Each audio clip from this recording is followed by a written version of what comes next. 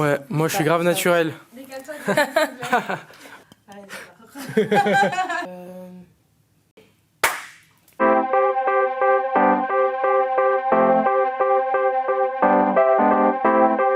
Moi du coup je m'appelle Joyna, j'ai 18 ans et qu'est-ce que je fais dans la vie? Là je suis vendeuse dans un magasin qui s'appelle Vance.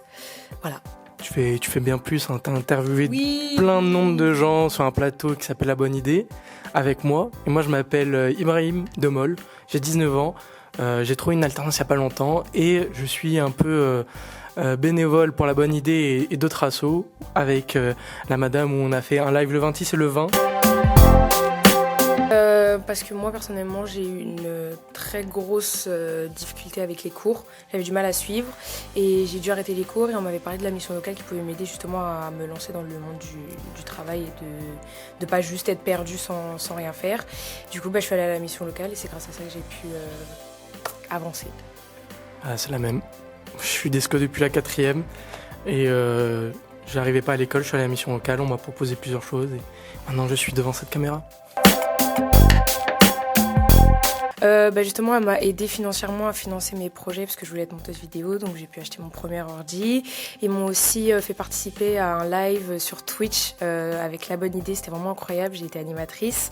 J'ai pu interviewer des personnes haut placées pour les JO 2024, ça m'a vraiment fait énormément plaisir et une très bonne expérience. Pour ma part, j'ai aussi participé au plateau de La Bonne Idée, c'était une expérience géniale. Et moi, en général, la mission locale, ça m'a apporté beaucoup de contacts, beaucoup de champs de possibles avec des associations ou même avec le groupement des créateurs de la mission locale de Paris. Donc pour moi, c'est top. Moi, les passions que j'ai dans ma vie, on va dire que vraiment la plus haute, c'est la danse.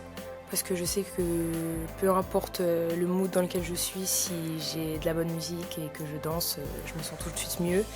Et après, j'aime bien chanter, j'aime bien faire de la vidéo, de l'animation aussi du coup.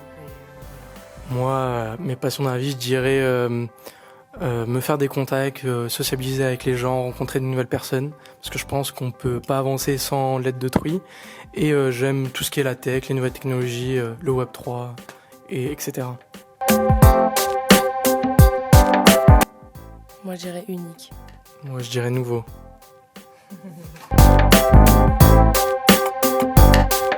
Après, ce que ça m'a apporté énormément déjà de bien parce que j'ai pu partager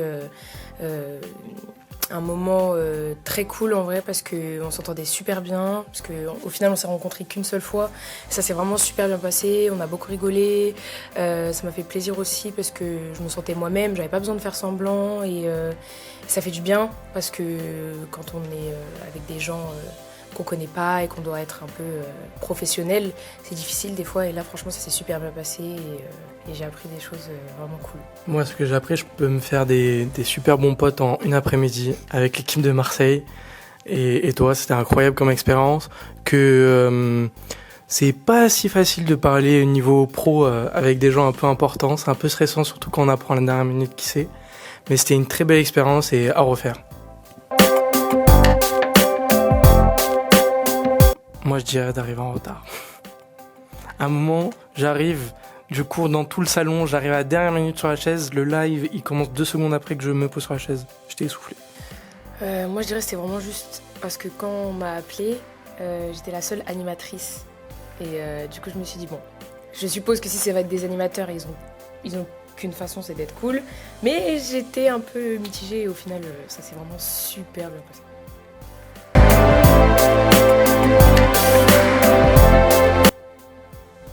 Vas-y, moi j'ai Tata.